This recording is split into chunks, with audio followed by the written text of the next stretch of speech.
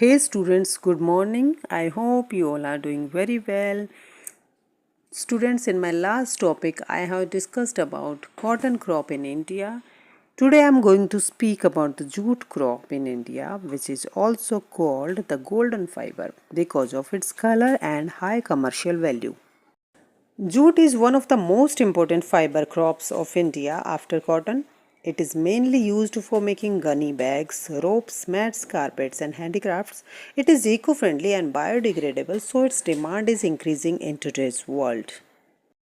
इसके बारे में मैं बहुत कुछ आपको बताऊं आगे, उससे पहले मैं थोड़ा सा इसके बारे में डिस्कस करना चाहूँगी। मैं इसकी पहचान आपको बताऊंगी कैसा होता है ये। जूट को हिंदी में पटसन बोलते हैं और लोकल लैंग्वेज की बात करें तो इसको सण बोलते हैं। सण इसका जो पौधा होता है वो बहुत ज़्यादा फैला हुआ नहीं होता है, एक स्टिक की तरह इसका, जैसे स्टिक होती है कोई भी डंडी या लकड़ी होती है उसकी तरह इसका जो पौधा होता है, जिस तरीके से जैसे कपास का पौधा होता है वो बहुत ज़्यादा फैला हुआ होता है, ऊपर से थोड़ा सा बुशी टाइप होता है, तो इसका जो पौधा होता है वैसा नहीं होता है।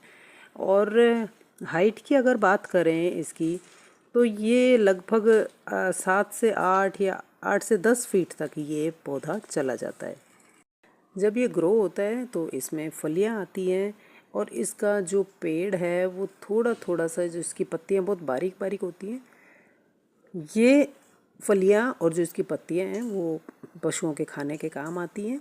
उसके बाद ये जो, अगर इसको काटते हैं, इसकी हार्वेस्टिंग होती है तो इसको जड़ से काटते हैं, बिल्कुल बॉटम से काटते हैं इसको बॉटम से काटने के बाद इसके भी बंडल बना के रख लेते हैं, जिनको लोकल लैंग्वेज में पूलियाँ बोलते हैं।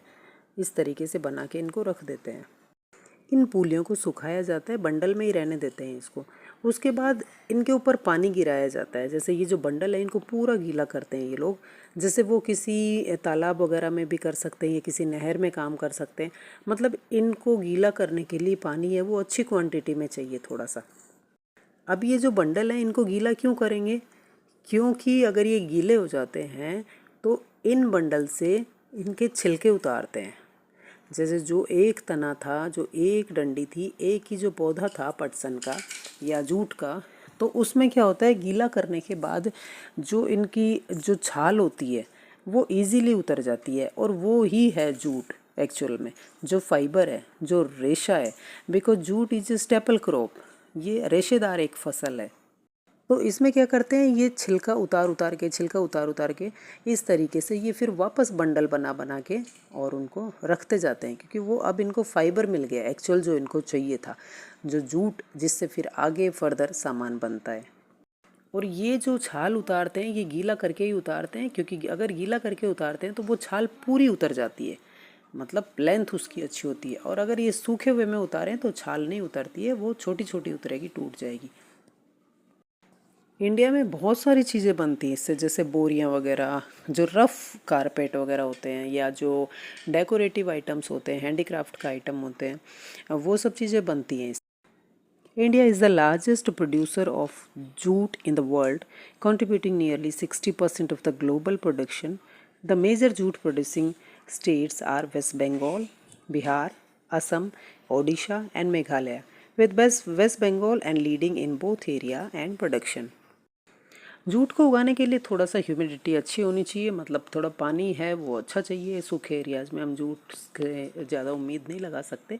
Jute grows well in hot and humid climate with temperature of 24 to 35 degree Celsius and rainfall of 150 to 200 centimetre.